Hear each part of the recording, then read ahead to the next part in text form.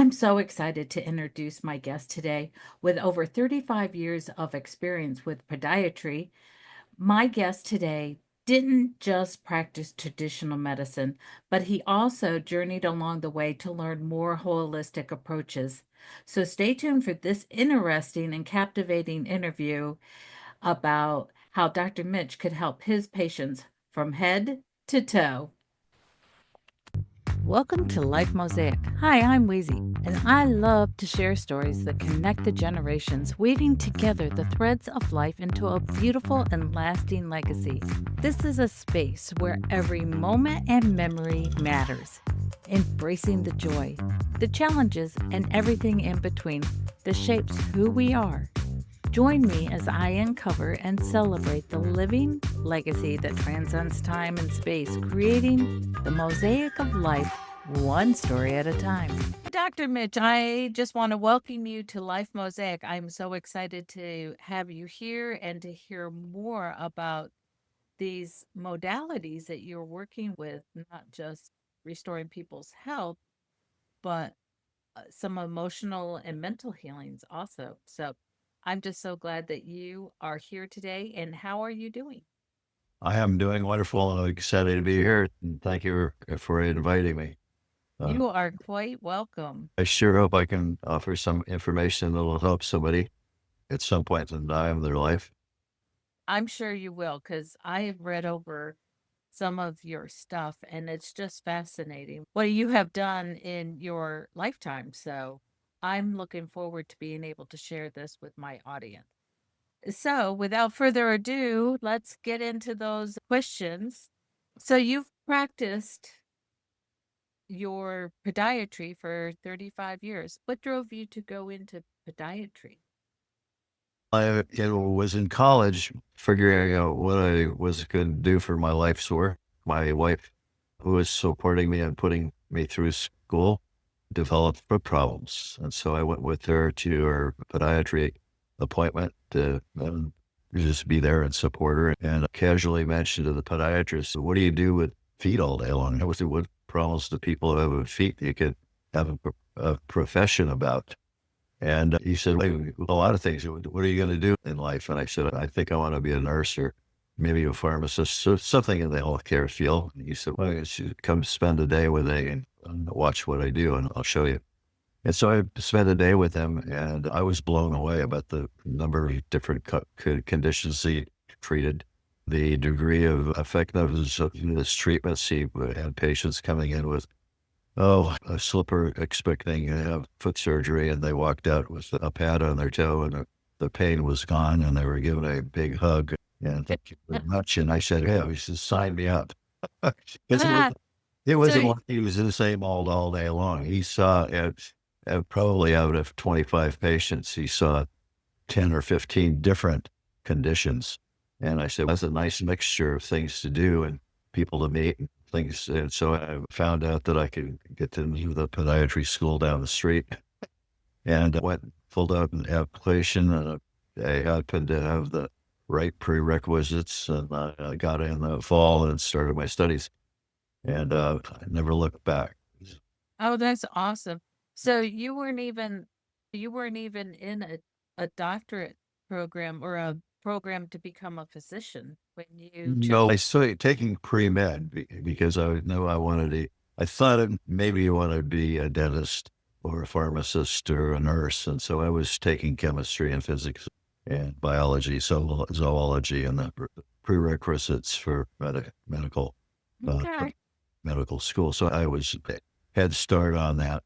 And then I did 4 years of podiatry school and a 2-year residency in foot surgery, which is a multiple rotational training where I had medicine and surgery and emergency room and dermatology and radiology and pathology and all of those rotations, medical rotations to go along with my podiatry training. And then I opened my practice and I was off to the races. Because when you started off saying that you had gone to the podiatrist with your wife, I just assumed you were probably already in going through those rotations. And this really stuck out to me. So that's what I get for assuming. Never assume, right? Well, podiatry is like dentistry. It's a separate entity. It's a separate school education from first year to fourth year. There we go. There's something else I'm learning. And back then, podiatry was not really accepted by the mainstream. And gradually, over the years, we've worked our way into the medical team. So we're an integral part of medicine now. Is we get take care of the feet, everything. Yeah, because Yeah, the feet are our base. There's part of that's like our circulatory system goes down and comes back up, and it's it's very important to have good feet. the feet can be the cause, and the feet can be the effect. That they're the foundation. They support the rest of the body, but the upper part of the body affects the feet. So it goes. It's a two-way street. It's go directions. So that's what I discovered when I started integrating the acupressure massage treatments into my practice. I figured all that out. I was just getting ready to ask you about that is what inspired you to start integrating some of the more non-invasive practices into your practice? I was always interested in finding a better way, if I could better, faster, better, easier, less disability, less complications, less expensive, whatever, all the advantages. If there's something out there, I would like to learn about it and do it. So I was always open minded to new things. And I Mhm. had back pain for 12 years, and I tried acupuncture and chiropractic and different modalities for my back pain. Nothing really helped for any long period of time, except acupuncture would relieve it for about 3 months. And I was getting a little nervous about it because it's happening more frequently and with more intensity. And I thought I'm going to have to maybe see the neurosurgeon one of these days. And I knew this neurosurgeon, but I didn't really want to see him professionally. I like you, but I don't want to come to you. Yeah, I was scared to death. And a patient came in and told me about Bowen therapy, Bowen. And she had a foot problem that sounded like it was coming from her back. And so I asked her if she had back problems. And she says, no, I had that fixed 2 years ago. I had Bowen treatments. And I said, what's that? And she told me. I decided I'd like to try it because I tried everything else. And so I had a session, and not only did he fix my back with one visit, but 4 different foot and leg problems cleared up. And when that happened, I called him up and said, "Yeah, you fixed my back. Thank you very much. But you also straightened my hammer toes and my Charlie horses and the calf muscles and my restless legs are cleared up." And asked him if he could teach me how to do some of those maneuvers to the muscles. And he said, "I teach classes. I'll come up and take a workshop. I could teach you the whole system, but I can't teach you just a little bit. So I have to teach the whole." So I went and learned the whole process, which is from TMJ to the ankles and all the parts in between. And I figured that was not within my scope of practice because I was licensed to 3 muscles of the leg and structures of the leg and all that were affecting the foot, but wasn't licensed to treat neck muscles and back muscles and other parts of the body. But I figured I'd just work it in because I didn't know what would come of it. Also, I took the whole 4-day class, learned the leg muscles as well as the rest of the body, and started working on the patients and trying to figure out how to integrate it into my practice. And right away, my patients would come back a week later and tell me things like, "I don't know what you did, but you changed my life." Or, "You wouldn't believe it happened, Dada." They tell me what happened after the treatment and what cleared up and what went away and what they did. And I said, wow, this is really something. And so I got hooked and I started connecting the dots, seeing that with foot surgery caseload went down from about 8 to 10 surgeries a week down to 4 or 5. Because patients with bunions, hammer toes, heel spurs, and all that deformity Wow. didn't need surgery. The treatment, along with some of the other things that I did non-surgically, non-interventionally, would get them better. and my practice changed. And I probably had the world's only holistic podiatry practice ever. I told a lot of my colleagues and my buddies about what I was doing and why I was doing it. And they'd roll their eyes and say, oh, yeah, okay, whatever. Yeah, that's good. And said, more power to you. Yeah, good luck. Yeah. But I kept doing it, and I just learned a lot of things along the way. It opened a lot of doors that I went in and explored the rooms. And I said, well, here's something else. And there's something else. And I got into the emotional aspects of healing and wellness. That's Once again, your segue way just perfect for me because going into the emotional connection and the physical health, it in the information you've shared with me, you share a story about a patient experiencing emotional healing after an acupressure session with you. Do you want to share that story? I'm not sure which one I said. I've got a lot of them, but The the first week I was practicing on my patients, and I was telling them about I learned this new treatment modality. If you've got any back pain or if you have any problems, I need people to practice on. And this guy comes in, a new patient, and he wanted to avoid having an implant in his first toe because the big toe didn't bend very well. It was red and swollen. You know, when you moved it, it grated and grinded like sandpaper was in the Ye- joint. And he had back pain and leg pain. And I said, he said, sure, you can have at it, whatever you want to do. And so I got all finished with the whole sequence. I did the TMJ and the neck and the back and the shoulders. Of course, telling him I was just practicing and I was not doing him anything medical or massage or anything like that outside my scope of practice. But I was just giving a little demonstration. And when I got all finished, I intuitively went to his where the big toe is frozen. I went to the outer side of that leg and lower leg below the knee, and I ran my fingers along the side of the leg, and it was like a rope. It was like a twisted rope. And I said, "Whoa, that's not normal." And they said, "Okay, that's the muscle that goes to the big toe, and maybe I should release that." And so I did, and I left the room for a couple of minutes to let him process that for that muscle to unwind. And I came back and he was all curled up like in a fetal position, and he's pale and calm, clammy and cold. And he said, "Can you get a blanket? I'm freezing cold." And I went to get his blood pressure, and he said, "I'm okay with it. You don't have to take my blood pressure. Just give me a little blanket." So I got him blanket and covered him up, and gone up about 5 minutes later. He was sitting on the edge of the table, and he's looking a little better, but he was not back to normal. And he just decided he was going to go home and take a nap instead of going back to work because he was tired. And he came back the following week for a follow up. And he said, "I don't know what you did, but you changed my life." And I said, "What did I do?" He says, you left something out of me because I feel free, or feel like I've been let out of jail, or I forget his exact words, but felt trapped in his job. He was a head chef at the Salvation Army in Sacramento, and he didn't like his job, but he was afraid to quit. And he said, "I just quit my job this week, and I'm going to go to Costa Rica and open a restaurant." Something was holding him back, and whatever you did, let it loose.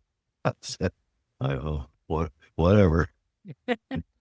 that was the He story that you shared with me. In he was holding where it came from and what it was. I never saw him ever again. I just saw him uh those huh. times.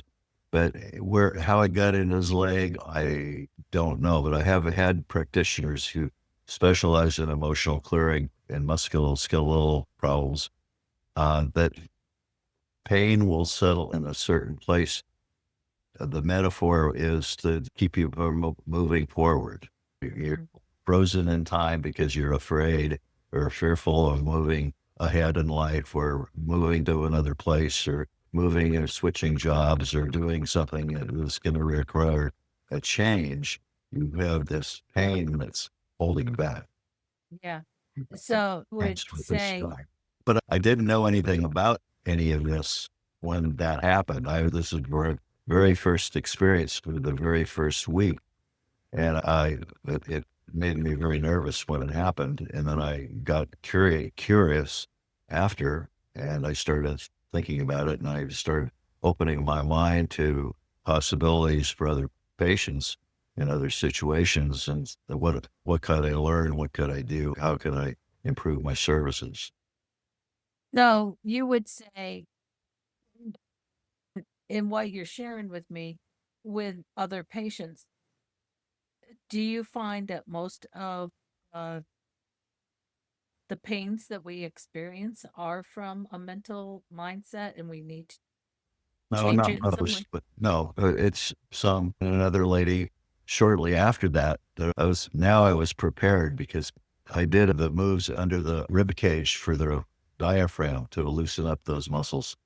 And I left the room for her to process. There's in the treatment I do, traditionally we do a few moves where we pluck the muscles in certain places, acupressure points, and leave the room and let the patient process for a minute or two or three, and then come back and do some more moves. And so Okay. after I did the rib cage moves, I left the room and I came back and she was crying. And she was laying on the table, sobbing and crying and carrying on. And I said, I calmed her down. I got her some tissues and covered her up because she's cold. That's very a common reaction when we're releasing emotionally. And so after that first guy, a few months before, when she did her releasing, I was somewhat prepared. And so I got covered her up and I asked her, she was a massage therapist. And Okay. that I see her releasing something, and when she got finished, she did this still point, it's called, where she go, "Ah," which means, "Done, we're done." And I said, "That do you wanna tell me what that was about, or you wanna keep it to yourself?" She said, "No, I know what it was about." She says, "I had a C-section 2 years ago, and my mother and my doctors forced me to have the C-section, and I felt like I didn't want to have it, and I was very angry, and I felt like it had been invaded by aliens, and I've been having back pain ever since." She got off the table and her back pain was gone. Oh, And then she wow. got to all kinds of practitioners of physical therapy and chiropractors and acupuncture and all the whole story. She did the gamut and her back pain released as soon as she had that emotional clearing because she was holding that in her abdominal area. That this and that's a whole other subject. This scars holding the emotional memory of the trauma or the incident, whatever emotional things were going on in your life at the time you had the appendix out or the ovary and cyst removed or your breast implants done or whatever. That emotional stuff at the time of the surgery, the tissue, the scar remembers that incident. And many times they'll have a flashback or and things will happen when releasing the scar. Now I've learned a tissue manipulation to actually release scars and break them up and make them smaller and thinner and less noxious. But also Wow. same time, if they get physically improved, they a lot of times will release emotionally. And yeah, wow. And so it's like a rabbit hole. You just keep going and down. There's little channels and little, you go to the right and, oh, there's another trail. Oh, there's one going up. There's one going down. There's, I haven't run out of possibilities with the emotional stuff. It's just so intriguing just sitting here listening to you. But you also mentioned that you had an experience where you had a lifelong fear and you had some work done and having that released. You want to share that story? Oh yeah. That's got a couple of lessons to it. My mom died. Well, look, I'll back up. I had a patient come in with heel pain, and she knew word of mouth that I did the Bowen therapy, and she would have tried that instead of cortisone injections and surgery and all. And so she wanted a treatment. So I gave her a session. At the end of the session, I asked her, what kind of massage do you? She's a massage therapist. And I said, what types of massage do you do? And she said, I would do a a release and myofascial unwinding. And I said, what's myofascial unwinding? I already knew, but I didn't know. She said, it's when you release something emotionally and your body kind of untwists and unwinds, I can facilitate that and make that happen for people sometimes. And I said, oh, I think I need you because my mom died about a year before and I was okay with it on a conscious level. And I was okay with it. I was over grieving and all that, but there's some unfinished business. There was something in my gut feeling or in my heart that was not, not well. And so I said, I think I need you. So let's trade treatments. So I went to her office and gave her a Bowen session, a second Bowen session. I actually did her one in my office the first time when I met her. And then when I got through with her at her office, she set me on the edge of the massage table and she put a hand on top of my head, but she wasn't touching. And then she put her other hand on the side of my head and she wasn't touching it either, she was just close. And after a minute or so, I started to weave and rock and roll. Pretty soon, swinging back and forth and back and forth and back and forth. I was in her office for 45 minutes. My session lasted 45 minutes, and that seemed like about 5 minutes. And I did two other releases, but that was the first one, and that was the big one, and it probably lasted 5 minutes, maybe 10. Oh, wow. And the end, I cried and laughed and I cried and laughed, and I finally went, "Oh, rockabye baby," and I said, "Oh, wow." And so, My baby. Where that, did that come from? and so I thought about that driving home. And I said, we used to, when I was a kid, we'd climb these bay leaf trees in San Francisco. And the suburbs of San Francisco, there's a lot of bay leaf trees. Okay. And there were skinny little trees to begin with. And saplings, we'd climb up and shimmy like a monkey when we get the trees swinging back and forth. And we're supposed to switch trees from this tree to that tree. Well, I was Okay. always afraid to do it because I didn't want to. So I pretended with my buddies I was going through and I'd fall or I'd stumble or what happened, so I didn't have to switch trees. Okay. So that's what I thought the Rockabye Baby was about. And then about 3 months later, I was talking to a patient about the experience, and I said, "Wait a minute, I don't get nightmares about high places anymore. I used to have about 3 or 4 dreams that I had at least once a week." All my adult life. And I was afraid of heights. I didn't like to climb to the top of the pyramid and Chichen Itza. I didn't like to go up in the roof, put the Christmas tree lights or decorations up. I was always afraid of heights. I said, I'm not scared of heights anymore. I don't have the dreams anymore. They're gone. And I said, rockabye baby. Oh, my mother and grandmother used to sing that to me when I go to sleep at night. Yeah. And so it programmed me, I guess. So I must have had a vision and an emotion and a vision of why me in the cradle and the bow breaks and the cranial falls and the gout bow down will come baby cradle and all. And that resonated with me. Wow. So that's in my tissues somewhere. And Yeah. this, So how do you think the childhood experiences in the subconscious impact us later in life?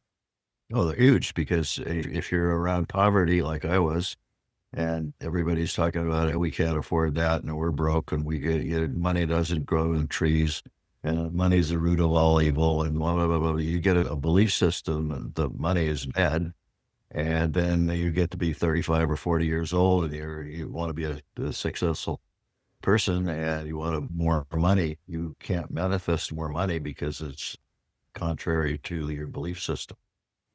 And so our beliefs are formed between the ages of well, 0 and 7. That's where we're most programmable.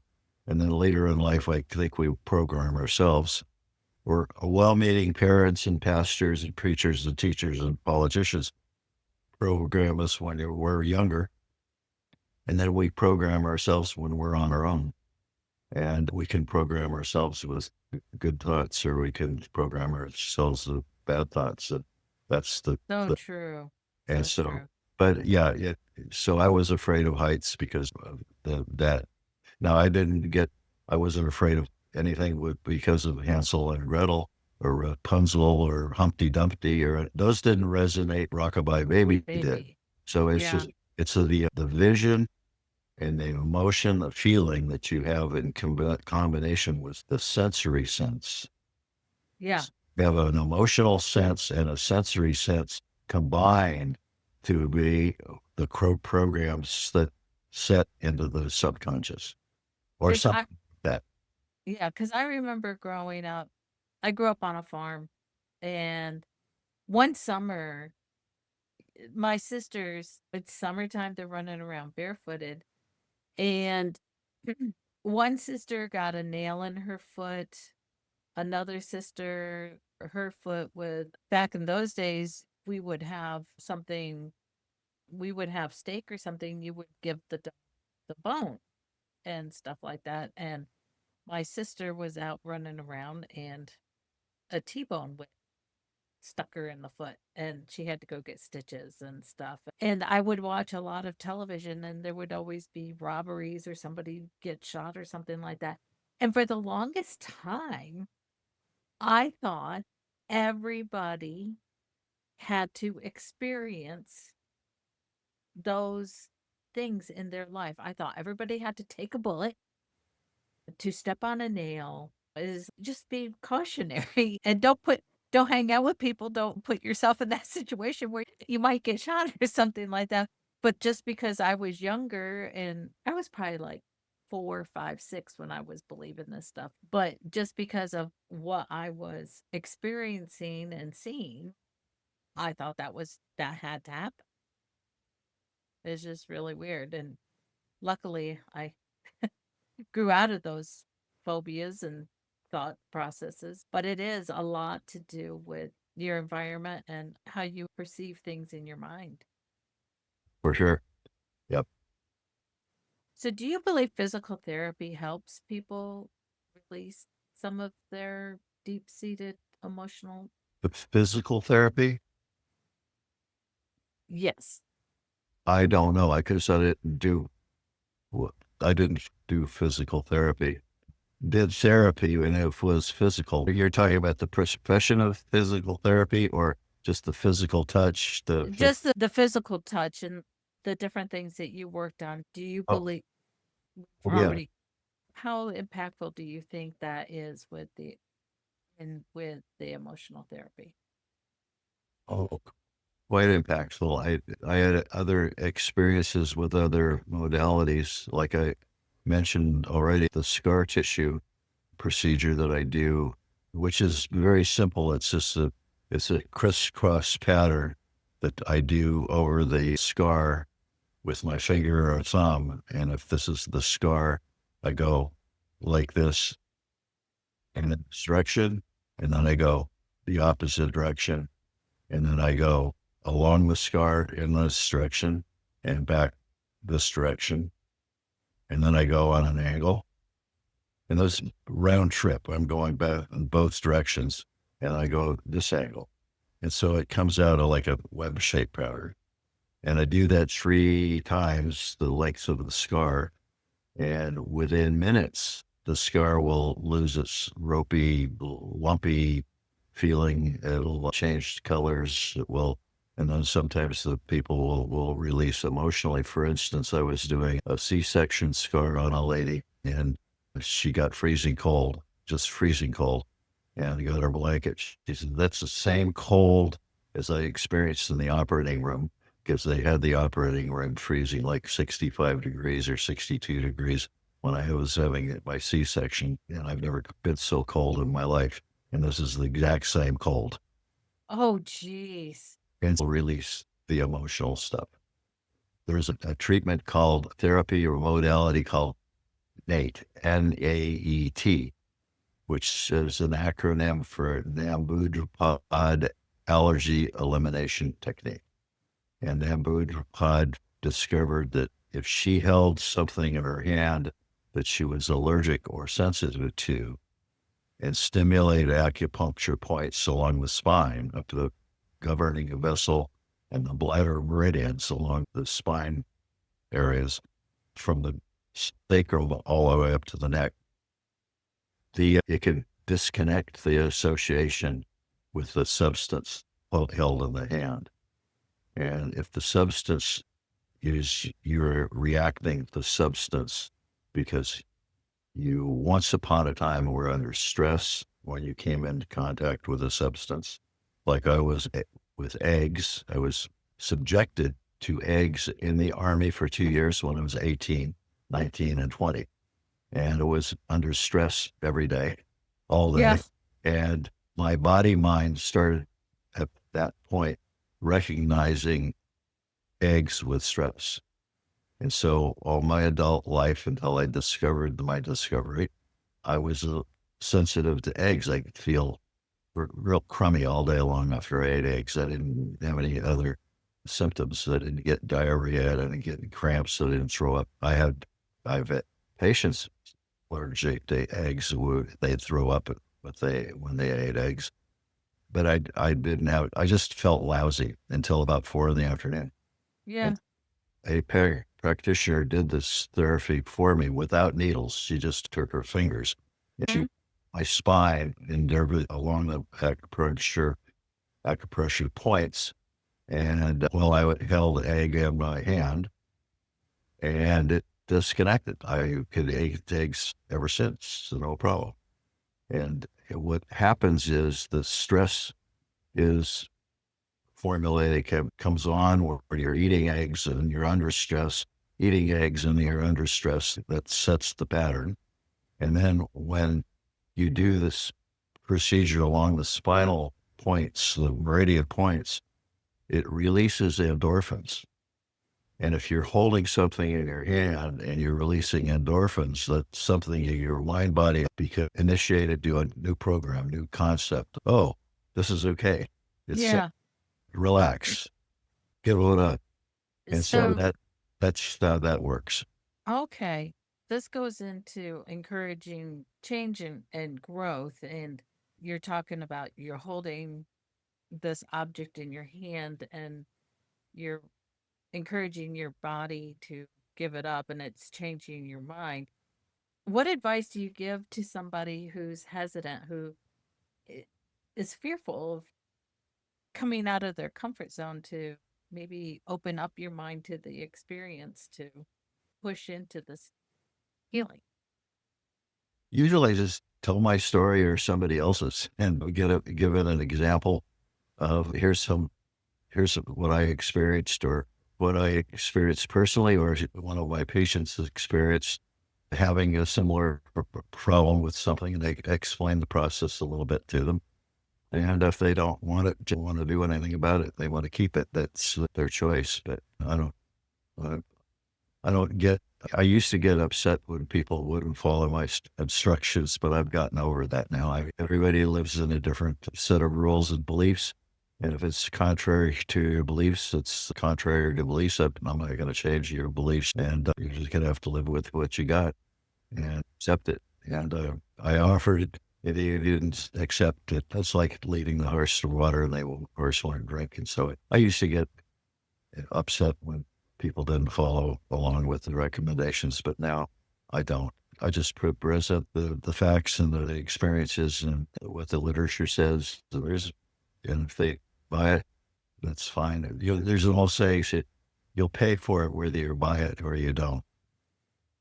That is so true. That is And so true. and Because so one way or another, which way do it's a you choice, get comes paid. down to a choice. Well, in South Carolina, you're going to pay your taxes somewhere there. You might save them at the gas pump, but you're going to pay them in some other revenue form as car repair bills because they don't fix the roads. And so Exactly. you're going some way or another, it's going to the You're going karma. to pay. the 12 laws of karma come around and come to fruition. And then I learned craniosacral therapy where you put your hands on the different points on the head, and that will release the emotional things also. So there's a number of different ways and techniques, probably some that I don't even have a clue about that. Okay. You've spent a lifetime gathering wisdom, but what's stopping you from sharing it? Maybe you're worried it won't come out right. Maybe you think your story isn't important enough, or you're unsure of where to begin. But here's the truth, your story matters.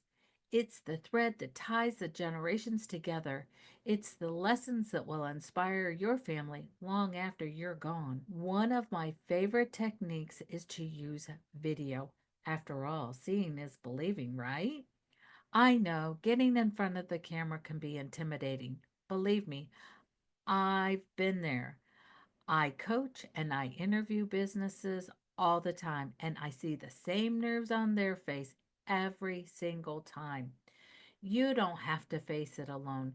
With a little guidance, sharing your story can feel as natural as talking to an old friend. So Yeah, if somebody wanted to start some of these non-invasive therapies, where should they start? Is there any particular place that they should start? probably Dr. Google and find information on physical modalities to release emotional disorders. And there's a book called the title of the Emotion Code, and it's got charts in there that you can use to determine what emotion, where the emotion might be, whether it's fear or anger or resentment, and where it might be held. Whether the interesting thing about emotions is they're stored not only in but they're stored in the organs. So certain emotions are stored in certain organs. Like for instance, anger is stored in the liver, Yes. and fear and grief is stored in the kidneys. And the chakras, so little energy centers, vortexes, and they store emotions too. And so the organs, the tissues, the chakras, the scars, maybe the water. I don't know. The water holds messages of everything. Water crystals form with, or the formation of water crystals. There's a lady named Veda Austin in New Zealand, and she's been freezing water. She'll ask a question, and she'll freeze the water after she asks the question, and the crystal formation that happens in the petri dish will resemble an answer to the question. She, for instance, asked it, what is the largest man-made structure in the world on Earth, or something like that? And the crystals came out the shape of a pyramid. And then she asked, what's the largest mammal known to man? And the shape of the crystal came out like a whale. And Oh my gosh. And so the water holds information, and Rockabye Baby is information. Yeah. Writing down, I need $1 million by next Monday is information. It's energy. It's all it. So the water conducts it. The ether zone, the ether net conducts it. We know that because we have Yes. a credit card and the gas pump, and that information is transmitted from the gas pump to Walnut Creek, California, back to the satellite, back to the gas pump, and you're pumping gas in 15 seconds. Yep. That's That an is so true. pathway through the Ethernet. And we're Yeah. talking on Zoom through the Ethernet. Yes. Information is back and forth. And so just because I don't understand it doesn't mean I don't use it. And Exactly. so the devil's advocates and the doomsayers and the naysayers, they can do all they want and be negative all they want, but you can't refute when something works. Exactly. Welcome back. And it has just been great to talk to you. It's just been so great to talk with you, Dr. Mitch, and hearing all of these alternative modalities and hearing how the mind body connection really does work. if we are brave enough to step out of our comfort zones and give it a whirl. Just give it a whirl. Just give it a chance. So it sounds like you've had just a fascinating career in this. What's one of your most rewarding moments, do you think? I manifested my dream home on 17 acres in California. I started out wanting a 5-acre parcel so that I could have a little peace and solitude for myself and my family.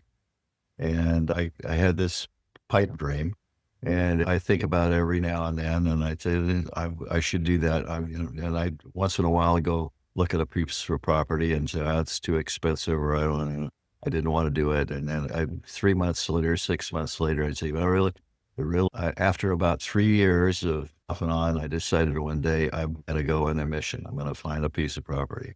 I've got to, because my wife was not getting along with the neighbors, and we had to move. So I have started asking every patient that I saw every day for about 3 days, do you know any property for sale at such a location? And they'd say, oh no, but if I hear anything, I'll call you.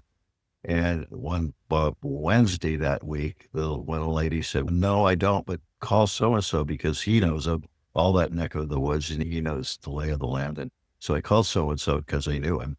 And I told him what my intent was. And he says, yeah, come on Saturday, I'll show you around. I got know a couple places for sale.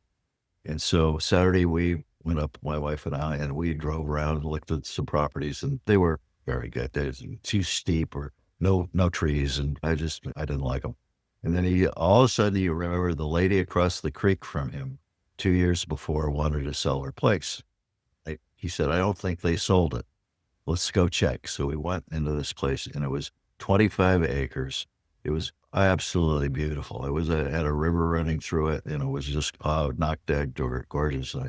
I fell in love with it, and they weren't home, so we couldn't look at it. Oh, I got home, and he said, "Don't worry, call it. They're in the white pages. They're in the back when we had phone books. back when we had the phone books." And he said, her name is Emma Adjett, and she'll be happy to talk to you. Just tell her I have referred you. And so I called up, and as soon as I got home, I called the number and I looked it up, and I told her what happened, and she said, "Oh yeah, we were going to sell it. And a couple of people wanted to buy it a couple of years ago, but we didn't sell it to them because they were going to subdivide it, and we want a family to buy it and raise their kids on it." And I said, exactly what I want to do. I got 3 kids, and one of them rides horses, and the other one wants a dirt bike, and we just work. That's your piece of property is ideal.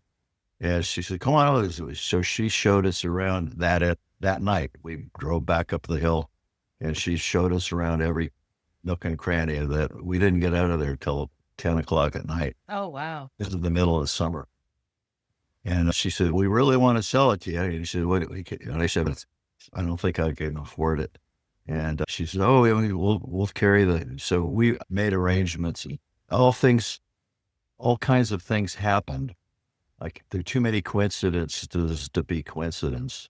Happened that I got that piece of property, and I kept it. We lived on it for 3 or 4 years, and eventually built our dream house in the middle of 17 acres. We sold off 8 acres, an old house, and we kept 17 acres. And I lived there for 25 years and enjoyed the wildlife and the peace and solitude and quiet and everything. And I said, I didn't make this happen, but my intent unfolded. Mhm. It happened because of all of the coincidence that took place. Right. But I spearheaded the idea and the emotion, and the intent was there to manifest it very quickly. And I was probably one of the most rewarding, because we enjoyed it as a family for 24 years, and I sold it for a big profit and moved to North Carolina. But Okay. but I have had patient experiences that were profound. People come back. I had one lady, I went at a slump for about 3 months where my results weren't very good. I was not getting the miracles happening like I was before. And I said, whoa, what's going on here? And then I realized that I was focusing on some problems that I was having and I was defocused from and detached from my patients. And I gathered my troops and I gathered my thoughts and circled the wagons, and I started remembering all the good results that I had in the past. And I got my head back together. And I'll never forget, I walked in the treatment room. I saw a lady that I treated about 3 times when I was doing really well with the therapy. That's the Bowen therapy. And I saw her about once or twice during my slump. And I did the first 2 moves or on her lower back. And she looked up at me and she said, "Welcome back." And I said, "Oh, I haven't been anywhere or in vacation." She said, "I know. Welcome back." So she knew that I was refocused. She knew that I was redirected. She could feel it. She could, Yes. and I'll never forget it. And so every time I get a little mini slump, I say, "Okay, regroup, recharge, get to reorganize my head." Yeah. So Uh, that was really profound. I have a, but I have lots of those. yes. What's so you've had such a fascinating life. What's next in your journey? What's next? What's I want, next? I want to show more people how to manifest their different reality for themselves, because we can manifest anything we want. Whatever we think about, we can, whatever we believe in. If we clear the clutter and we clean our closets, and we get rid of the shame and the guilt and the fear and resentments and the bad stuff that's haunting us, we can open up the channels so that we can attract anything we want. We can, the law of attraction is the real deal. It's not woo-gee, it's not woo-woo. If you believe in prayer, it's just another manifesting, and goal setting and achieving is just nothing more than setting a goal and having the right intentions and persisting and having a burning desire for a certain result, and you'll attract it. It's got to happen. But it's got to happen inside before you get outside. As above is below, as inside it comes to the outside, and you got to feel it. You got to. I mentioned, I don't think you maybe picked up on the fact that mind movies, and I quit smoking with making mind movies 40 years ago. That's visualizing and emotionalizing and feeling and pretending, because your subconscious doesn't know the difference between real and fake. Like Rockabye Babies and the real deal. There's not, that never happened. Right. But I believed it did. Yes. I I, believed you had to have a bone go through your foot. yeah. And so I said, I can see myself not smoking when I drive my car. Yeah, I can feel how good it feels not smoking when I'm driving. I just roll it down the window and breathe fresh air. Yeah, I can see myself. I can feel it. I can smell it. Yeah. I did that every night when I went to bed, Yeah. just before I went to sleep. And that got into my subconscious enough so that when I drove my car, when I did quit smoking, I didn't crave a cigarette. It's a mind movie. You can do that with anything. You can bet $1 million, providing you're not poverty aware. If you got poverty awareness and your money is evil and money doesn't grow on trees, and you want $1 million, you're going to have a tough time extracting it. But if you can get your belief system changed first, and then feel it, see it, taste it, use your senses along with your emotional senses, you can attract what you want. Yes. That's what I like to teach. That's awesome. So how would you do you have plans of how you're going to teach it, or are you like going to No, write it'll a come. book, or It'll come. you It'll it'll come. come. I That's understand. I that's the thing. understand. You can't You force it. know what you want to do. You're just not sure how you're going to do it. Yeah, Yeah. I have another favorite saying of mine is, I'm not sure exactly how I'm going to get there, but I know where I'm going. Yes. Like the song Kansas City. Kansas City, here I come. The pretty little women there. I'm going to get me one. I might take a train. I might take a plane. I'm going to get there just the same. Yeah. Yep. It's songs are amazing. If you will think about the metaphors that songs represent, and the reality of the songs but yeah, you just have to have the vision of what you want and focus on the solution and not the problem. Yes. If we be a problem-oriented society, we're going to always focus on the problem. We're going to always have the problem. As you start thinking about the solution and forget about the problem, let's take care of the solution. Take care of the solution. Sweep I your like that. sweep your side of your sidewalk. That you can clear your closet and you can feel good. Let, let the other guy would do what you. There's drifters and there's sailors. I'm a sailor. I know where I'm going. I might not get this there exactly on time. I got to use different tools. I got to have a crew, and I'm gonna use. I got power. I got sails. I got a motor. And there's drifters. There's just a boat just drifting around. Man, they go where the wind blows. Yeah. The tides take them, and you can choose which way you want to go. You want to be a drifter, you want to be a sailor. Yeah, that's awesome. This is such food for thought today with you, Dr. Mitch. But that is our time for today.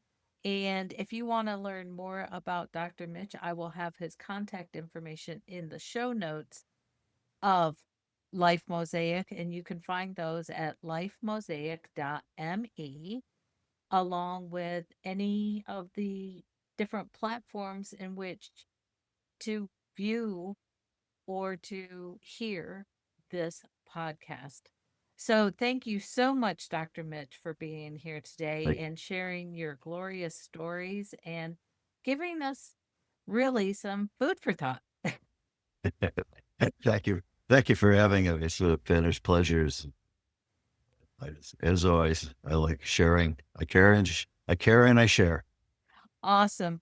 So, everybody, this is another episode of Life Mosaic, and I hope if you're not yet, go ahead and follow so that each time there's a new episode, you get a notification on your phone.